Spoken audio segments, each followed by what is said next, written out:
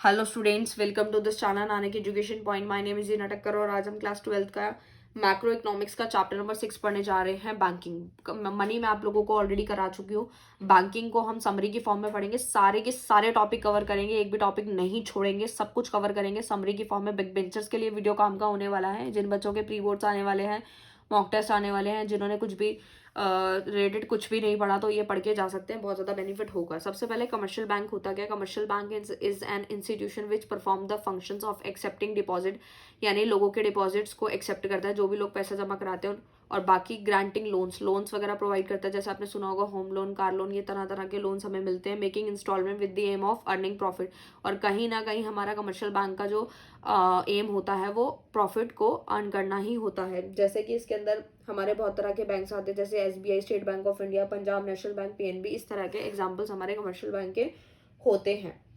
उसके बाद चलता है फंक्शन ऑफ कमर्शियल बैंक। देखो जो कमर्शियल बैंक है वो कौन कौन से फंक्शन करता है। देखो एक होता है प्राइमरी फंक्शन, एक होता है सेकेंडरी फंक्शन। नाम से ही क्लियर है, प्राइमरी मतलब सबसे पहला क्या काम होता है? एक्सेप्टिंग डिपॉजिट, लोगों के डिपॉजिट को एक्सेप्ट करता है, ठीक है। और दूसरा आता है एडवांसिंग ऑफ लोन्स, यानी लोगों से पैसा जो है उनके डिपॉजिट को एक्सेप्ट करता है, साथ ही साथ जिन लोगों को पैसे की जरूरत होती है उनको लोन प्रोवाइड करता है। बट इनके आगे जो फर्दर डिवीजन हो रखा है कि डिपॉजिट किस किस फॉर्म में लिए जाते हैं, तो सबसे पहला आता है करंट अकाउंट डिपॉजिट, जिसको हम डिमांड डिपॉजिट भी कहते हैं। मैंने यहाँ नीचे लिखा है, इसका नाम अगर एक नंबर में पूछा जाए तो आप बता सकते हैं। उसके बाद आता है फिक्स्ड डिपॉजिट, जिसको हम टाइम डिपॉजिट भी कहते हैं। तीसरा आता है हमारा सेविंग डिपॉजिट। तो हम सबसे पहले ये समझते हैं कि करंट अकाउंट यानी कि सेविंग डिपॉजिट में क्या क्या चीज़ें आती हैं, ठीक है। तो करंट जो हमारा अकाउंट होता है वो बेसिकली जनरली कौन मेंटेन करता है? बिजनेसमैन जो होता है वो अपनी बहुत सारी ट्रांजेक्शंस करते हैं, जिसके लिए उनका एक करंट अकाउंट खोला जाता है। तो इसके अंदर हम देखते हैं कि उसमें जो है बैंक डू नॉट पे any interest on these account, ठीक है। इस अकाउंट पे कोई भी इंटरेस्ट नहीं दिया जाता, बल्कि ये लोग जो है जितने भी बिजनेसमैन होते हैं, अगर वो ज़्यादा ट्रांजेक्शन करते हैं तो किससे लिया जाता है? यानी कि जो बिजनेसमैन है उनसे इंटरेस्ट चार्ज किया जाता है, क्योंकि वो बहुत सारी ट्रांजेक्शन करते हैं। एफडी क्या होता है? यानी फिक्स डिपॉजिट, आपको नाम से क्लियर है, टाइम डिपॉजिट भी इसे हम बोलते हैं, जो कि कहीं ना कहीं देखा जाता है interest very directly with the period of time. यानी एफडी जो आप सुनते होंगे लंबे समय के लिए, 5 साल 10 साल के लिए जो एफडीज की जाती है वो फिक्स डिपॉजिट ही होता है। इसमें इंटरेस्ट रेट बहुत ज़्यादा मिलता है, यानी कि ना तो वो सेविंग में इतना अच्छा मिलता है, ना करंट में मिलता है। करंट में तो मिलता ही नहीं, बल्कि चार्ज किया जाता है बिजनेसमैन से। और एफडी में बहुत ज़्यादा इंटरेस्ट जो है रेट मिलता है। अगर आप नोट्स लेना चाहें तो आप ज्वाइन बटन पे क्लिक कर सकते हैं। अगर आप वहाँ से नहीं लेना चाहें तो आप डायरेक्ट इंस्टाग्राम पे मैसेज कर सकते हैं, वहाँ पे आपको नोट्स की पीडीएफ मिल जाएगी। तो एफडी में आप देखते हैं, मैंने आपको बता ही दिया क्या होता है, ये टाइमली होता है, ठीक है। इसमें सिर्फ और सिर्फ दो ही बार ट्रांजेक्शन होती है, एक बार निकालने की और एक बार जो है निकाल सकते हैं, और एक बार जब आप डिपॉजिट करेंगे, यानी कि दो ट्रांजेक्शन ही होती हैं। सेविंग क्या होता है? सेविंग डिपॉजिट जो होता है, जैसा आप लोग आपके मदर फादर जैसे मेंटेन करते हैं, कभी पैसे डाल दिए कभी निकाल ली, ये सारे हमारे सेविंग डिपॉजिट्स में होते हैं, ठीक है। और इसमें भी इंटरेस्ट जो होता है वो कंपैरेटिवली एफडी से थोड़ा कम होता है। आई होप आपको ये सारी चीज़ें क्लियर हैं। उसके बाद लोन आता है। लोन में आता है सबसे पहले कैश क्रेडिट। कैश क्रेडिट जो होता है बेसिकली, कैश क्रेडिट में होता है कि जो भी लोन होता है, यानी जो बोरोवर होता है जो बैंक से लोन लेता है, उसको किसके अगेंस्ट मिलता है लोन? करंट एसेट, जैसे लाइक शेयर, स्टॉक्स, बॉन्ड, इसके बिहाफ पे जब हमें पैसा उधार मिलता है तो उसे हम कैश क्रेडिट हम लोग उसे कहते हैं। डिमांड डिपॉजिट क्या होता है? ये तो नाम से ही क्लियर है कि बैंक को जब जरूरत पड़ेगी तब वो जो है कस्टमर से, यानी जिसको दिया है उससे वो मांग लेगा, यानी कि ये चीज़ जो है किसी भी टाइम मांगा जा सकता है, ठीक है। तो ये इतना ज़्यादा अच्छा नहीं होता, क्योंकि बैंक को जब जरूरत पड़ेगी तब वो मांग लेगा। शॉर्ट टर्म लोन्स क्या होते हैं? ये तो आपको नाम से क्लियर है, पर्सनल लोन जो हम लेते हैं, हम कुछ कोलेटरल सिक्योरिटीज देनी पड़ती हैं, जिसके रिगार्डिंग रखनी पड़ती हैं, तो ये हमें शॉर्ट टर्म लोन्स हम लोगों को मिल पाते हैं। आई होप आपको ये चीज़ें क्लियर है। उसके बाद सेकेंडरी फंक्शन में सबसे पहला आता है ओवरड्राफ्ट फैसिलिटी। ओवरड्राफ्ट फैसिलिटी में क्या होता है? एक ऐसी फैसिलिटी होती है जब कस्टमर को अलाउ होता है to overdraw his current account up to agreed limit, ठीक है। यानी कि वो जो है पैसा शॉर्ट पीरियड के लिए जो है जितना पैसा उसके अकाउंट में नहीं है उससे ज़्यादा वो निकाल सकता है, तो उसे हम ओवरड्राफ्ट फैसिलिटी बोलते हैं। ये सिर्फ उन्हीं को मिलती है जो डेली बेसिस पे ट्रांजेक्शन करते रहते हैं। उनका कहीं ना कहीं क्रेडिट वर्दीनेस बहुत ही ज़्यादा अच्छा होता है। वो लोग ट्रांजेक्शन करते हैं तो बैंक को लगता है कि हमारा रिफंड आ ही जाएगा, यानी हमें पैसा हमारा मिल जाएगा। दूसरा होता है डिस्काउंटिंग बिल्स ऑफ एक्सचेंज। ये तो आप पढ़ ही चुके हैं, बिल्स ऑफ एक्सचेंज तो ड्रॉ और ड्रॉई ये चीज़ आप पढ़ चुके हैं। तो वो उस केस में होता है कि जो फैसिलिटी होती है, holder of a bill exchange get the bill discounted with the bank before the maturity. मान लीजिए किसी सेलर ने यानी ड्रॉअर ने और ड्रॉई ठीक है। तो जो ड्रॉअर होता है जब उसको पैसा चाहिए होता है पहले ही, मतलब डेट से, मैच्योरिटी डेट से पहले ही पैसा चाहिए, तो वो बैंक जाके जो है डिस्काउंट करा लेता है, तो वही डिस्काउंटिंग बिल्स ऑफ एक्सचेंज होता है। एजेंसी फंक्शंस में आपके बहुत सारे फंक्शन आ सकते हैं, तो आप 2-3 पढ़ सकते हैं, जैसे कि परचेज सेल करना फॉरेन एक्सचेंज को, ट्रांसफर ऑफ फंड जैसे हम लोग करते हैं फंड्स वगैरह इजीली, जैसे डिमांड ड्राफ्ट हो गया और हमारा मेल ट्रांसफर्स हो गए, वो सारे इसी में आ जाते हैं। नेक्स्ट आता है जनरल यूटिलिटी फंक्शन, इसमें हमारे लॉकर की फैसिलिटी होगी, ट्रैवलर चेक्स हो गए, ठीक है। कोई कोई बंदा जो है कैरी नहीं करना चाहता कैश वगैरह और वो घूमने के पर्पज से जा रहा है, तो उस केस में बहुत ज़्यादा काम करता है। लॉकर फैसिलिटी आपको पता है, कोई गोल्ड कोई काम की चीज़ें अगर रखवानी है तो आप बैंक में रखवा सकते हो, उससे बैंक जो है इंटरेस्ट चार्ज करता है, बट वो चीज़ें आपकी सेफ रहती है। आई होप आपको यहाँ तक सारी चीज़ें क्लियर है। मनी क्रिएशन और क्रेडिट क्रिएशन को समझते हैं, ठीक है। ये होता क्या है, आपको इसको थोड़ा सा डिटेल में समझना पड़ेगा, तो ही आपको बॉक्स समझ में आ पाएगा, और ये पेपर में आने के चांस बहुत ज़्यादा है, इसलिए इसको आप आराम से समझें। मनी क्रिएशन को हम एक और नाम से जानते हैं जिसे हम बोलते हैं credit creation. Commercial bank are able to create credit which is many time more than the deposit receive by bank. कहने का मतलब ये हुआ कि बैंक के पास जितने भी डिपॉजिट्स आते हैं, जब वो डिपॉजिट्स आ जाते हैं उससे ज़्यादा तो बैंक जो है लोगों को लोन दे देता है। और ऐसा होता कैसे है, मतलब जो पैसा है वो जनरेट कैसे होता है, यानी कि बैंक के पास इतना पैसा कहाँ से आता है कि वो जो पर्सन्स हैं जिनको लोन चाहिए वो कहाँ से देता है, अपनी जेब से तो नहीं देता, बट कहाँ से देता है। इसी प्रोसेस को हमें समझना है कि किस तरीके से बैंक अपने पैसे को बढ़ाता रहता है, यानी जनरेट करता रहता है। तो इस टेबल को समझने से पहले आपको 2 चीज़ें एज्यूम करके चलनी पड़ेंगी, तो ही आप इस टेबल को अच्छे से समझ पाएंगे। इस बॉक्स को समझने के लिए हमें 2 चीज़ें एज्यूम करनी पड़ेंगी, यानी ये हमें समझना पड़ेगा कि किस तरीके से जो बैंक है वो पैसे को जनरेट करता रहता है, बार बार पैसे को सर्कुलेट कैसे करता है और उस पैसे को बढ़ाता कैसे है। इससे पहले हम ये बॉक्स समझे, पहले आपको 2 चीज़ें एज्यूम करके चलनी होगी, 2 अजम्पशंस हैं वो आपको मान के चलनी होगी, बुक्स में आपको मिल जाएंगी, ऑलरेडी लिखी हुई हैं।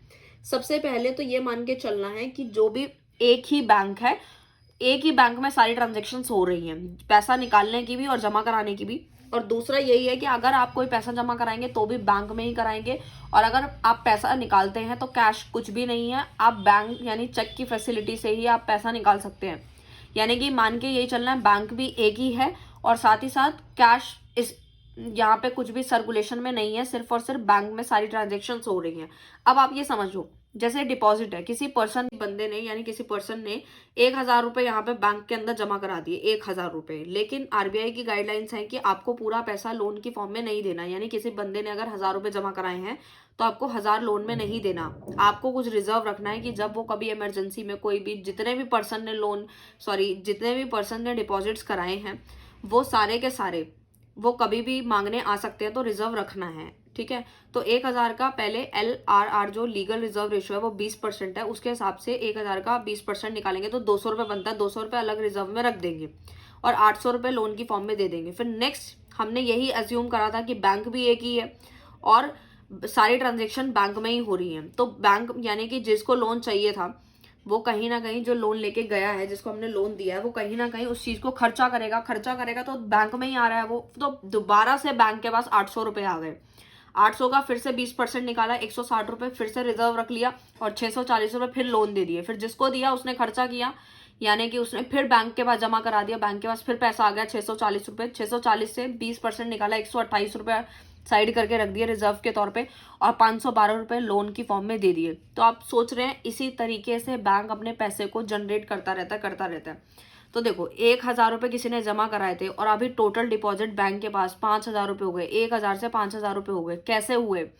वो कहीं ना कहीं इसी वजह से हुए हैं कि रिजर्व भी अलग रख दिया और लोन की फॉर्म में दोबारा से बैंक के पास पैसा आ रहा था, जिसकी वजह से ये हमारा डिपॉजिट जो है वो बढ़ गया। यानी कि 1000 जमा कराए थे, 5000 डिपॉजिट हो गए और 4000 तो हमने लोन ही दे दिया और रिजर्व कितना है 1000 रुपये। आप देख सकते हैं किसी पर्सन ने 1000 जमा कराए थे तो हमारे पास रिजर्व ही अभी 1000 है, तो आप सोच सकते हैं कि कितना ज़्यादा हमारा मनी क्रिएशन देखने को मिलता है। तो इसी तरीके से ये चलता है। आई होप आपको ये क्लियर हो गया होगा। जिसको भी डाउट अगर आता है तो प्लीज़ दोबारा देख ले, और फिर भी समझ नहीं आता तो आप प्लीज़ मुझे जो है कमेंट कर सकते हैं। मैं दोबारा से आप लोगों के लिए एक अलग से वीडियो बना दूंगी और भी डिटेल में, क्योंकि ये समरी वीडियो मैं ज़्यादा लंबा नहीं कर सकती, बट स्टिल ये टॉपिक को मेरे को थोड़ा डिटेल में आना पड़ा, क्योंकि बिना आप ये डिटेल समझे आप ये इस टॉपिक को नहीं समझ पाते। अब मनी मल्टीप्लायर क्या है, जैसे ये मनी जैसे मल्टीप्लाई हुई है इसका फॉर्मूला भी है।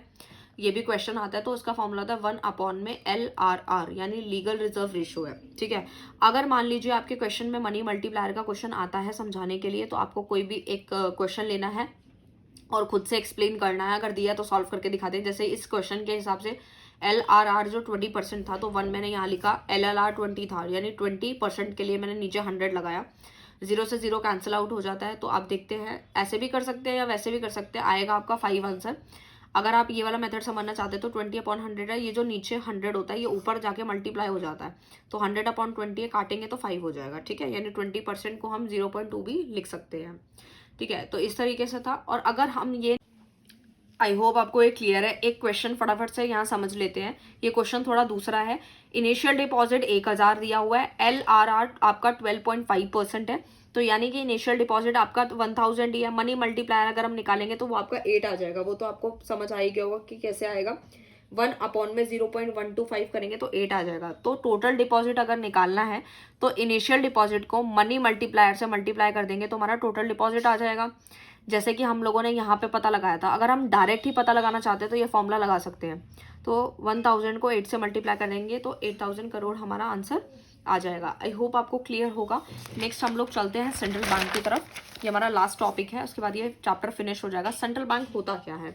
बेसिकली सेंट्रल बैंक जो होता है is an apex body that control, operate, regulate, direct the entire banking monetary structure of the country। देखो होता क्या है, मैं आपको अगर समझाऊं तो देखो, हम लोग जो पैसा जमा करते हैं, हम लोग जो डील करते हैं वो कमर्शियल बैंक के साथ करते हैं, और कमर्शियल बैंक जिससे डील करता है उसका भी तो कोई ना कोई बॉडी होता है, तो उसे हम सेंट्रल बैंक बोलते हैं। यानी सेंट्रल बैंक जो है, यानी गवर्नमेंट और हमारे जितने भी कमर्शियल बैंक है वो सारे के सारे डीलिंग किससे करते हैं? सेंट्रल बैंक से करते हैं। आई होप आपको क्लियर है। नेक्स्ट हम लोग चलते हैं सेंट्रल बैंक के फंक्शंस पे, कि सेंट्रल बैंक क्या क्या काम करता है। और हमारा सेंट्रल बैंक कौन है? RBI, reserve bank of India. I hope आपको क्लियर होगा यहाँ तक सारी चीज़ें। रिजर्व बैंक ऑफ इंडिया जो है हम लोगों का सेंट्रल बैंक आता है, जो हमारी एपेक्स बॉडी है। ओके, नेक्स्ट आता है हमारे फंक्शंस क्या है सेंट्रल बैंक के। तो सबसे पहला तो आपको पता ही है, करेंसी अथॉरिटी है हमारे RBI के पास, यानी करेंसी छापने का काम है उसका, कि करेंसी छापनी ही छापनी है। और 1 रुपी नोट और कॉइन्स नहीं छापता RBI, वो हमारे मिनिस्ट्री ऑफ फाइनेंस इशू करती है। और सेंट्रल बैंक बाकी सारी करेंसी करता है, बट 1 रुपए के नोट और कॉइन्स नहीं करता। यहाँ से क्वेश्चन जरूर आता है, तो आप इस चीज़ को थोड़ा ध्यान से समझें। तो करेंसी अथॉरिटी को हम बैंक ऑफ इशू भी कहते हैं, तो दूसरा नाम भी आप लोग याद रखें तो आपको क्लियर रहेंगे सारी की सारी चीज़ें। दूसरा आता है banker to the government. Banker to the government, इसमें ये हम समझते हैं कि जितने भी गवर्नमेंट के बैंक्स होते हैं, यानी करंट अकाउंट होते हैं, वो किसके अंडर में आते हैं? हमारे RBI के अंडर में आते हैं। रिसिप्ट हो गई, मेक पेमेंट्स हो गई, गवर्नमेंट जो कैरी करता है, एक्सचेंज हो गया, remittance and other banking operation, सारी की सारी किसके द्वारा होती है? RBI के द्वारा होती है। नेक्स्ट आता है बैंकर बैंक सुपरवाइजर, जिसके अंदर 3 चीजें आती हैं। एक आता है कस्टोडियन ऑफ कैश रिजर्व, जितना भी कैश का रिजर्व होता है उसकी कस्टडी किसके पास है? RBI के पास है। Lender of the last resort से अगर हम समझें तो ये होता क्या है? बेसिकली ये होता है कि bank fail to meet the financial requirement from the source. अगर मान लीजिए कमर्शियल बैंक के पास पैसा नहीं है, तो वो कहीं ना कहीं उसके पास अगर पैसा फंड नहीं है तो वो किसके पास जा सकता है? RBI के पास जा सकता है, और फंड जो यानी कि लोन्स है वो मांग सकता है, लोन के लिए अप्लाई कर सकता है। क्लियरिंग हाउस क्या होता है? क्लियरिंग हाउस मतलब होता है central bank hold the cash reserve all the commercial bank and become easier and more convenient for it act at the clearing house. यानी कि क्लियरिंग हाउस का भी काम जो है हमारा RBI के अंडर में आता है। नेक्स्ट आता है controller of money supply and credit. Controller of money supply and credit, कि कैसे जो है हमारा सेंट्रल बैंक जो है वो कैसे मनी सप्लाई को कंट्रोल करता है। तो सबसे पहले रेपो रेट है, बैंक रेट है। ये समझने के लिए आपको एक एग्जांपल समझना पड़ेगा, तो ही आपको इजीली समझ आएंगी ये सारी की सारी चीज़ें। जैसे ये RBI है, रिजर्व बैंक ऑफ इंडिया, और ये कमर्शियल बैंक है। जैसे मान लीजिए कमर्शियल बैंक को कुछ मनी बोरो करना है RBI से, तो RBI जो है इंटरेस्ट चार्ज करता है। यानी कि जब कमर्शियल बैंक RBI से कुछ मनी बोरो करता है, यानी कुछ बोरो किया जाता है शॉर्ट टर्म के लिए और कुछ किया जाता है लॉन्ग टर्म के लिए। अगर कमर्शियल बैंक RBI से शॉर्ट टर्म के लिए बोरो करता है तो उसे हम क्या बोलते हैं? रेपो रेट बोलते हैं। क्या बोलते हैं? Repo rate. आई होप आपको क्लियर है। अगर हमारा कमर्शियल बैंक RBI से लॉन्ग टर्म के लिए बोरो करता है तो उसे हम बैंक रेट कहते हैं, यानी जो भी इंटरेस्ट चार्ज करेगा RBI लंबे समय के लिए तो वो बैंक रेट है, और कम समय के लिए अगर चार्ज करेगा इंटरेस्ट तो उसे हम रेपो रेट बोलेंगे। आई होप आपको क्लियर है। नेक्स्ट आता है ओपन मार्केट ऑपरेशंस। ये क्या होता है? Buying and selling government securities by the central bank from to the public and the commercial bank. ये तो आप समझ ही गए होंगे कि बाइंग एंड सेलिंग होती है गवर्नमेंट सिक्योरिटीज की